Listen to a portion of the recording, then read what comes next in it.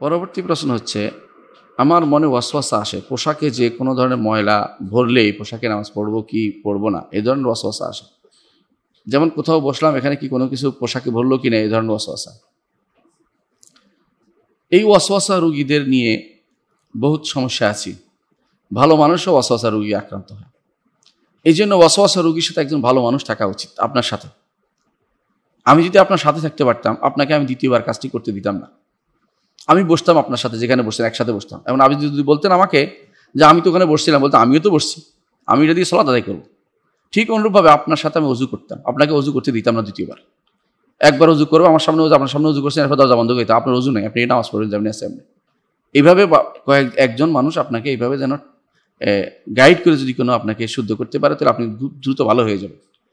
এই সন্দেহ বাতিকে যাবেন না। যদি আপনাকে এটা পেয়ে বসে শয়তান, পরবর্তী সবলেতে আপনি করবে। কোনোদিন যদি শয়তান আপনাকে মনে করে যে আপনি তো মাথা মস্ত বোধ করেন না অজুর সময়, বুঝবেন যে এটা শয়তান করছে, আপনি এমনি অজুটা নামাজটা পড়বেন, এইভাবে নামাজটা পড়বেন, আবার মাথা মস্ত করতে যাবেন না, অজু করবেন না আবার। ঠিক অনুরূপভাবে আপনি যখন মনে হচ্ছে যে আমার কাপড় কি নাপাক লাগলেও কিনা, নাপাক লাগে নাই, আপনাকে আমি শিওর দিচ্ছি আপনার নাপাক নাই। নাপাক লাগলে দেখা যাবে, দৃশ্যমান না হলে এটা নাপাক না।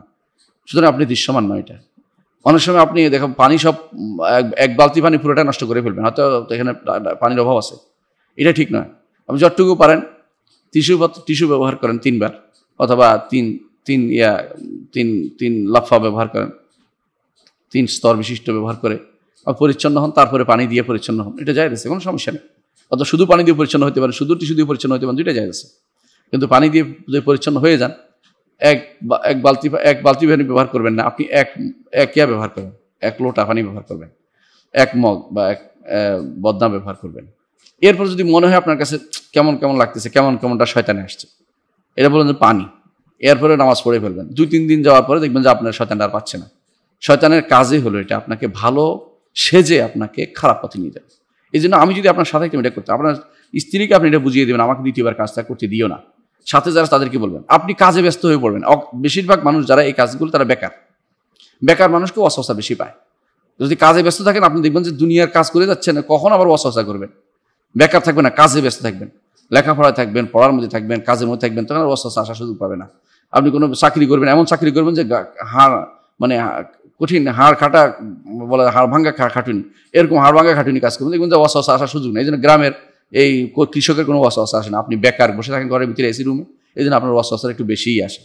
এই জন্য এই জাতীয় ওয়াসওয়াসা রোগীদেরকে এক বড় ট্রিটমেন্ট হচ্ছে এটা, যে সবসময় বলতে হবে যে আপনার অজু আছে, আপনার সালাত হচ্ছে, আপনার কোনো সমস্যা হচ্ছে না। এটা সবসময় একজন মানুষ, তাকে সবসময় বলতে হবে, এবং তাকে দ্বিতীয়বার এই কাজটি করার সুযোগ দিবে না। যদি এটা দেয়, তাহলে বোঝা গেল তাকে ওয়াসওয়াসার মধ্যে সহযোগিতা করতেছে। এই জন্য কোনোভাবেই দিবে না। তাকে নির্দেশ বলছে এর মধ্যে অজু করবা, সেটার মধ্যে অজু করবে, বলে এর পানি বেশি দিব না, এর পানির মধ্যে তুমি অজু করবা, এটা হচ্ছে নিয়ম। বাড়াবাড়ি করবে, সে ওয়াসওয়াসার বিপদে পড়ে যাবে। আর যদি অনেকের ওয়াসওয়াসা আসে, এটা রোগ কিন্তু অনেকের আসে যে পায়ের মধ্যে বোধহয় কোরআন শরীফ লেগে গেলো, কোরআন এসে গেলো, কিছু একটা হইলো, সামনে কি মনে করলাম ইত্যাদি, এই জাতীয় কিছু হলে সব তাড়িয়ে দিবেন মন থেকে, ইচ্ছা করে, বলে এটা কিছু নয়, শয়তান থেকে আসছে, এটা ভুল, যেটা আসছে ওইটা ভুল, আমারটা ঠিক, আমি যেটা ঠিক করেছি। এইভাবে সালাত আদায় করতে করতে একসময় ঠিক হয়ে যাবে। আল্লাহ আমাদেরকে ওয়াসওয়াসা থেকে মুক্ত দান করেন। কারণ এই ওয়াসওয়াসা মানে অনেকে বিপদে ফেলে দিয়েছে। ওয়াসওয়াসার কারণে অনেকে কোথাও যেতে পারে না, কোথাও যায় না, ঘরে সারাক্ষণ বসে থাকে, এবং সে জীবনটাকে একটা দুর্বিষহ করে ফেলেছে। এই ওয়াসওয়াসা থেকে বাঁচার জন্য কিছু মানুষকে, পরিবারের কিছু মানুষ এগিয়ে আসা উচিত, যে তাকে ওয়াসওয়াসা থেকে বাঁচানোর জন্য তাকে একটা কাজ 2 বার করতে দিবে না, একটা কথা 2 বার বলতে দিবে না, একটা নিয়ত 2 বার বলতে বলবে না, সালাতের মধ্যে বলে তোমার হয়ে গেছে, কোনো 2 বার করা লাগবে না। এইভাবে কয়েকদিন গেলে ঠিক হয়ে যাবে। এটা শুধুমাত্র একটু প্র্যাকটিসের দরকার, কষ্ট করে একটু প্র্যাকটিস করলে এই রোগটা থেকে মুক্তি পাওয়া যায়। এটা একটা রোগ, আসলে এটা মূলত একটা রোগ, এটা বলে ডিসঅর্ডার, মেন্টালি তার শরীর সমস্যা হচ্ছে। এটা কখন হয়? এটা বেশিরভাগ মানুষ, এটা অতিরিক্ত সমস্যা, অতিরিক্ত সন্দেহ প্রবণতার কারণে হয়। এটা থেকে বেঁচে থাকার জন্য একমাত্র ঔষধ হচ্ছে এটা, যে একজন মানুষ তাকে গাইড করে নিয়ে যাবে, তাকে গাইড করবে, তার ভালো মানুষ যার মধ্যে ওয়াসওয়াসা নাই, সে এটাকে তাকে গাইড করবে যে তার দ্বিতীয়বার কাজটি দিবে না। এরকম ওষুধ খেলে ভালো হবে না, ডাক্তারি পুরো ওষুধ খেলে কিছু হবে না এটা দ্বারা, এবং কোনো সাইকিয়াট্রিস্ট দেখালেও কিছু একটা হবে না, এবং কিছু ভালো হয় না এগুলো।